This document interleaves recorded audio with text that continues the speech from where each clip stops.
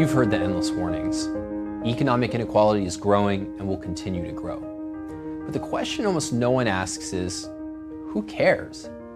And it's an important question. Economic inequality has nothing to do with poverty. In some countries, people are relatively equal and extremely poor. In other countries like the United States, people are relatively unequal, yet the vast majority are, by world standards, extremely rich. Inequality just means that there's a gap between what people earn, and that gap can grow even if every single individual is becoming better off. And that's really the story of capitalism. Economic progress makes us all better off, just at different rates. But today's inequality critics ignore this point. Instead, they've smuggled into the discussion a perspective on wealth that tacitly assumes that economic inequality is unjust, that gaps are unfair. I call these the fixed pie assumption and the group pie assumption. The inequality critics often speak of economic success as if it were a fixed-sum game. There's only so much wealth to go around, and so inequality amounts to proof that someone has gained at someone else's expense. What this ignores is the fact of production.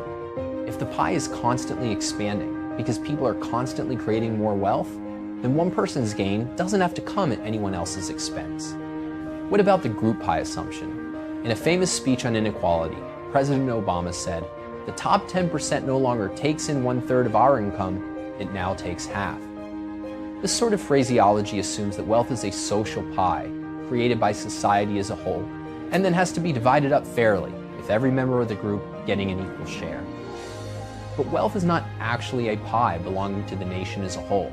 It consists of particular values created by particular individuals and belonging to those particular individuals.